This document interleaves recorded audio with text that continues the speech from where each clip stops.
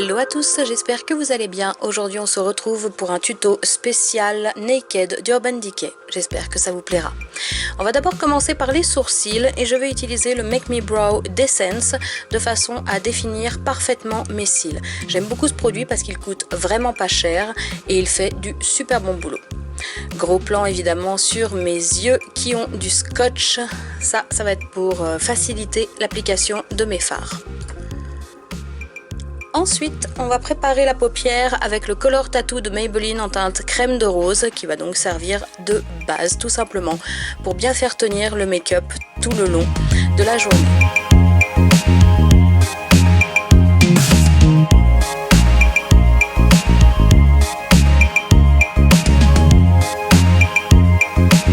Place maintenant à la Naked 1 d'Urban Decay qui donc aujourd'hui a disparu mais que j'adore. Heureusement que je l'ai découvert à temps parce qu'en fait je l'ai découvert il y a à peine 2 ans et j'adore cette palette, elle est absolument magnifique. Donc je commence avec le fard Naked qui est donc un fard brun clair et qui va me servir de couleur de transition pour ma paupière. Suivi ensuite par la teinte Buck qui est donc un autre fard mat de la palette. D'ailleurs ce sont quasiment les 2 seuls fards mat qui existent dans cette palette. Le fard Buck étant un fard un peu plus foncé, donc un peu plus intense que le fard Naked. Et je vais venir l'appliquer, comme vous le voyez, au niveau du creux de paupière.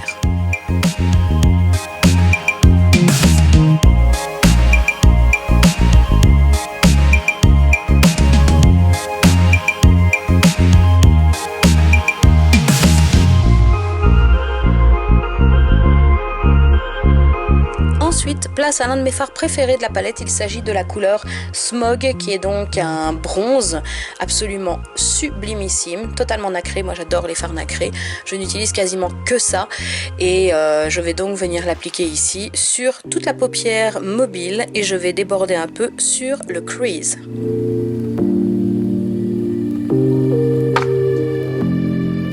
Pour appliquer ce fard, je vais utiliser un pinceau de chez MAC, c'est le 239 qui est donc un pinceau plat parfait pour poser les couleurs.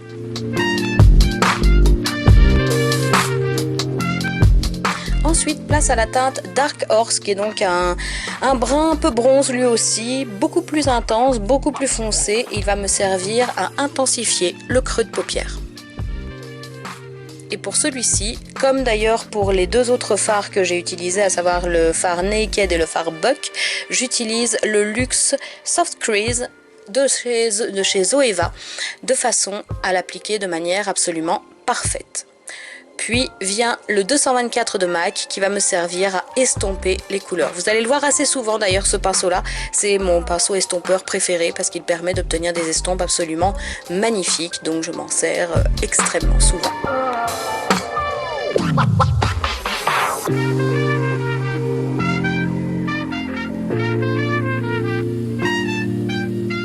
On retourne ici sur le fard Smog, lui aussi va revenir assez souvent parce que j'aime beaucoup utiliser ce fard et j'aime bien quand le résultat est très intense, particulièrement avec ce fard là qui est inconditionnellement mon fard préféré de la palette.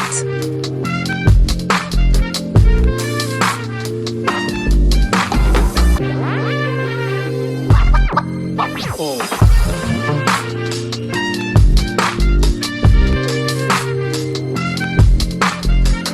Et on retourne à l'estompe, toujours avec le 224 de MAC. Le but ici est de créer vraiment un effet assez fumé, intense mais bien fumé au niveau du crease, de façon à ce que ce soit parfaitement estompé. Donc vous voyez, on est encore loin d'avoir le résultat final. Ensuite, je vais réappliquer la couleur Smog et à nouveau estomper avec le 224 de MAC.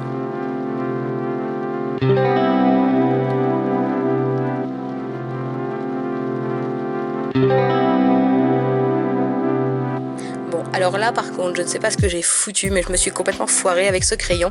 Il s'agit donc du Rock and Coal en teinte Bedroom Black de chez Charlotte Tilbury. À la base, les crayons Coal, je les utilise plutôt dans la waterline, donc vraiment dans l'œil, si je puis dire. Mais ici, j'ai voulu l'utiliser pour faire un effet eyeliner. Et comme vous voyez, je suis absolument pas douée pour faire ça. Donc du coup, je vais utiliser le pinceau Smudger de chez Zoeva pour estomper tout ça. Et vous verrez qu'il va me falloir beaucoup de passages pour arriver à rattraper le coup. Parce que je suis vraiment une quiche en matière d'eyeliner, mais c'est terrible, terrible. Et je le fais donc d'un côté et de l'autre, et je vais aussi estomper avec le Luxe Pencil de chez Zoeva, qui est donc un pinceau crayon tout simplement, et qui va me permettre d'obtenir un résultat un peu plus net et un peu plus précis.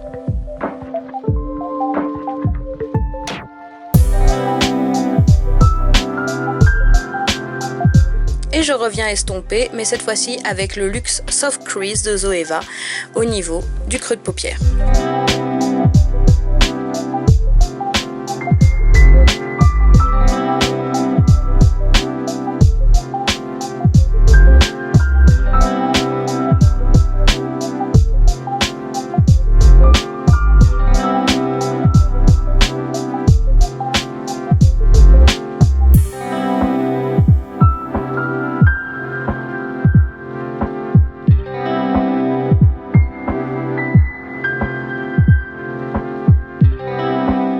Et c'est à nouveau le retour du 224 de MAC, évidemment. Ce qu'il y a de bien par contre avec ce type de maquillage, c'est en fait le scotch que j'ai mis pour bien définir le tracé. Ça permet d'éviter les débordements et ça va me permettre d'obtenir quelque chose vraiment de très net à ce niveau-là. Retour sur la Naked et cette fois-ci je vais utiliser le fard Half Baked qui est donc un fard doré, vraiment totalement doré, et je trouve que c'est un fard vraiment magnifique qui se prête particulièrement bien à cet exercice et qui surtout se marie magnifiquement avec le fard Smog. Ça va permettre d'apporter un petit je ne sais quoi de lumière en plus au regard. Et on réestompe de façon à ce qu'il n'y ait pas de ligne trop dure dans ce maquillage.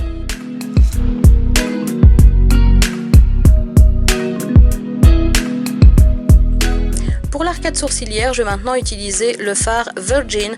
Au début, je pensais utiliser le Sin, mais je me suis dit qu'avec déjà tous les fards que j'ai utilisés qui sont déjà bien nacrés, je me suis dit que ça suffisait. Donc du coup, c'est le fard Virgin que j'utilise ici avec donc mon pinceau spécial arcade sourcilière de chez Zoeva.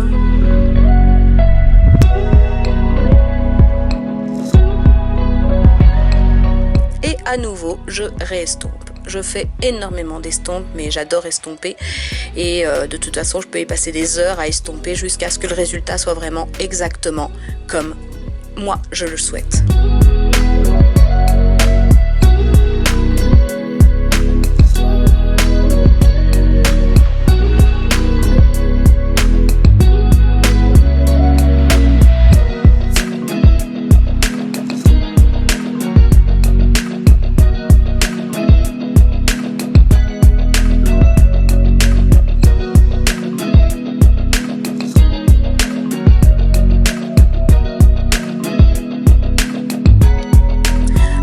Donc ici nous allons maintenant pouvoir attaquer le teint. Donc j'enlève le scotch que j'avais mis donc sous mes yeux et j'applique maintenant la base de teint Undercover Coconut Primer de Marc Jacobs que j'adore parce qu'elle est très hydratante et très agréable. Suivi ensuite du fond de teint Luminous Silk de chez Giorgio Armani qui est un fond de teint que j'aime aussi énormément parce qu'il permet d'obtenir une peau comme de la soie. En fait, j'aime énormément ce fond de teint et j'avais envie de quelque chose d'un peu plus couvrant que mon fond de teint habituel, le Light Wonder Foundation de Charlotte Tilbury. Place ensuite aux cernes. Étant donné que j'ai toujours des valises absolument pas possibles sous les yeux, j'ai décidé d'utiliser le Shape Tape de Tarte. Lui aussi vous allez le voir souvent parce que c'est vraiment mon anti-cerne préféré. C'est un anti-cerne extrêmement couvrant mais qui fait aussi super bien son boulot. Et pour estomper tout ça, j'utilise le Hollywood Complexion Brush de chez Charlotte Tilbury qui permet grâce à son petit bout tout petit de pouvoir atteindre toutes les parties de mon cerne sans le moindre souci. place à la poudre et ici je vais utiliser la Cocoa Powder en teinte light avec ce gros pinceau de chez Zoeva que j'ai acheté il y a des années. Je me sers pas très souvent de ce pinceau là parce qu'à vrai dire mon pinceau préféré pour poser la poudre c'est vraiment le 134 de chez MAC, que d'ailleurs vous allez voir en action d'ici peu. J'aime énormément utiliser le 134 de MAC car c'est un pinceau qui est extrêmement agréable, extrêmement doux et je trouve qu'il permet de travailler la poudre de manière absolument parfaite, comme si ce pinceau, en fait les poils de ce pinceau pulvérisait littéralement la poudre sur la peau. Donc du coup je trouve que c'est vraiment un pinceau génial et qui fait parfaitement son boulot.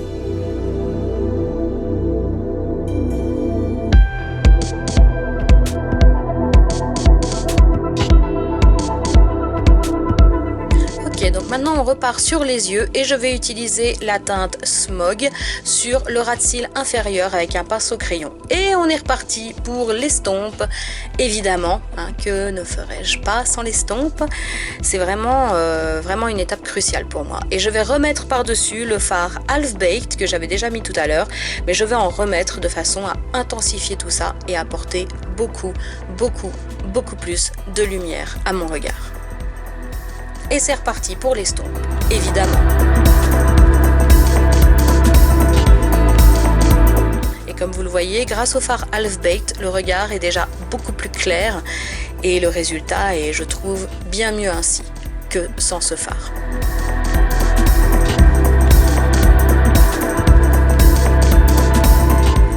Je trouve que j'ai un peu débordé, eh bien je vais remettre un peu de concealer, enfin un peu de mon Shape Tape de Tarte et je vais revenir avec mon pinceau Hollywood pour corriger tout ça avec le plus petit embout. Ensuite, place à l'instrument de torture, j'ai nommé le recourbe-cils. Celui-ci, c'est celui de Charlotte Tilbury, qui est donc mon recourbe-cils attitré. Je l'aime énormément parce qu'il permet de recourber les cils à la perfection.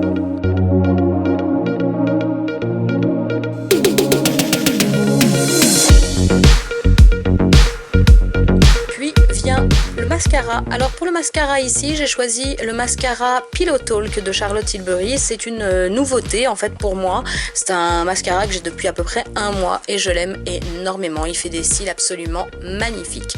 Je pense que depuis que je l'ai, j'ai fini par enfin trouver un remplaçant au Better Than Sex de chez Too Faced que j'ai utilisé pendant des années, que j'aime toujours autant d'ailleurs maintenant, mais c'est vrai que celui-là je l'aime beaucoup parce qu'il est très noir, il permet de super bien tenir la courbure et il me fait des cils bien longs. Et étant donné que j'ai plutôt des cils de veau, c'est vraiment un excellent mascara. Vraiment, je l'aime beaucoup. Évidemment, j'essuie la brosse avant de m'en servir, sinon il y en a 3 tonnes dessus, mais je trouve que c'est vraiment un mascara qui vaut.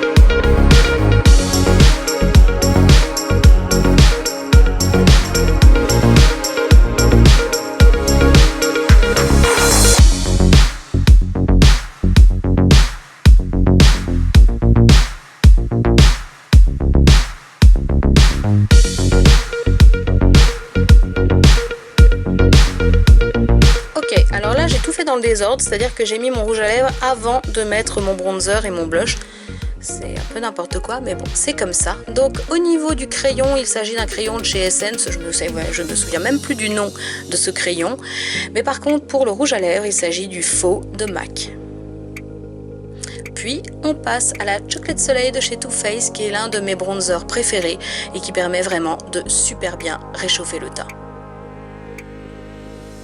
Puis place au blush avec le blush Cheek Pop en teinte Peach Pop de chez Clinique qui est un magnifique blush.